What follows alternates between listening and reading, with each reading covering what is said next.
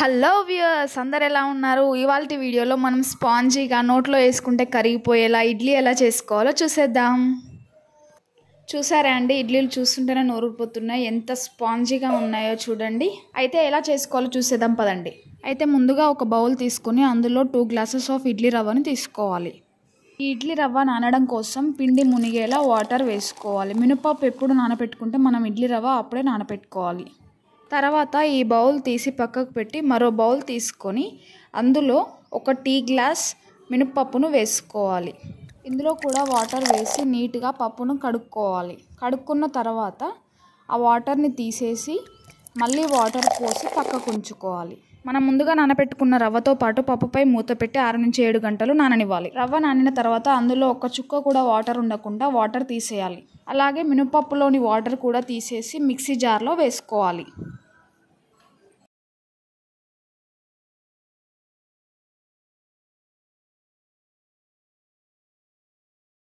కొద్దిగా గ్రైండ్ చేసుకున్న తర్వాత హాఫ్ గ్లాస్ వాటర్ తీసుకోవాలి. తర్వాత మళ్ళీ గ్రైండ్ చేసుకొని మెత్తని పేస్ట్లా వీడియోలో చూపిస్తున్న విధంగా రుబ్బుకోవాలి.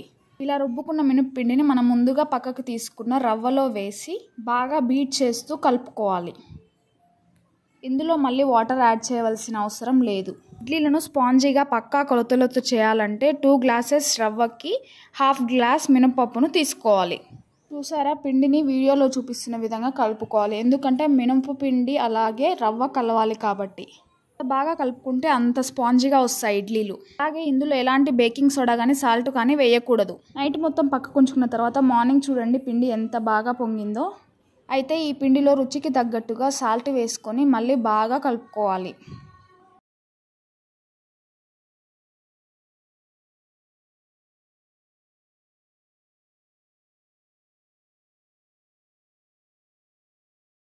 ఇక ఇడ్లీలు వేసుకునే పాత్రలు తీసుకొని అందులో కొద్దిగా ఆయిల్ వేసి వీడియోలో చూపిస్తున్న విధంగా పాత్రలన్నిటికీ ఆయిల్ని స్ప్రెడ్ చేసుకోవాలి.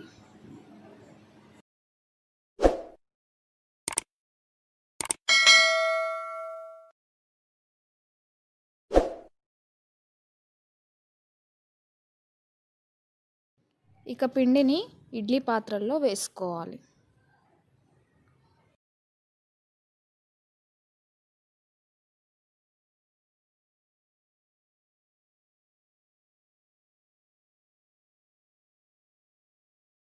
ఇడ్లీలను ఆవిరి పెట్టుకోవడం కోసం గిన్నెలో ఒక చెంబడు వాటర్ తీసుకొని అందులో పాత్రలను పెట్టి మూత పెట్టుకోవాలి.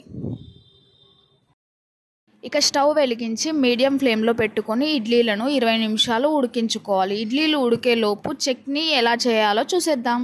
స్టవ్ వెలిగించుకొని ఒక ప్యాన్ పెట్టుకొని అది హీట్ అయిన తర్వాత అందులో కొద్దిగా ఆయిల్ వేసుకొని ఆయిల్ హీట్ అయిన తర్వాత పల్లీలు వేసుకొని బాగా వేపుకోవాలి. పల్లీలు కొద్దిగా వేగిన తర్వాత 4 నుండి 5 పచ్చిమిరపకాయలు తీసుకొని వేసుకొని వాటితో పాటుగా వేపుకోవాలి. ఇవి వేగుతున్న టైంలోనే 5 నుండి 10 వెల్లుల్లిపాయలను కూడా వేసి వేపుకోవాలి. ఇక స్టవ్ ఆఫ్ చేసి వాటినన్నిటిని ఒక మిక్సర్ జార్లో తీసుకోవాలి. అలాగే రుచికి తగ్గట్టుగా సాల్ట్ తగినన్ని నీళ్లు వేసుకొని మిక్సర్ గ్రైండర్లో మిక్స్ చేసుకోవాలి. ఇక స్టవ్ వెలిగించుకొని ఒక ప్యాన్ తీసుకొని ప్యాన్ హీట్ అయిన తర్వాత కొద్దిగా ఆయిల్ వేసుకోవాలి. వేసుకున్న తర్వాత అందులో కొద్దిగా జీలకర్ర, ఎండుమిర్చి, కరివేపాకు అలాగే చిటికెడు పసుపు వేసుకొని తాలింపు చేసుకున్న తర్వాత మిక్సీ చేసుకుని ఇందులో పోసుకోవాలి. వేడి వేడి ఇడ్లీలోకి పల్లి చట్నీ చాలా బాగుంటుంది. ఇక ఇడ్లీలు ఎలా ఉడికాయో చూసేద్దాం. చూసారా ఇడ్లీలు ఎంత ఫ్లఫీగా స్పాంజీగా ఉడికాయో.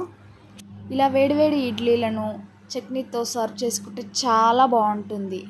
కరెక్ట్ కొలతలతో ఇడ్లీలను స్పాంజీగా నోట్లో వేసుకుంటే కరిగిపోయేలా ఎలా చేయాలో ఈ వీడియోలో చూశారు కదా. అయితే మీ ఇంట్లో ఖచ్చితంగా ట్రై చేయండి. ఎలా వచ్చిందో కామెంట్ చేయండి. అలాగే ఈ ఫుల్ వీడియో మీకు నచ్చినట్లయితే please do like, share and subscribe my channel and click the bell icon.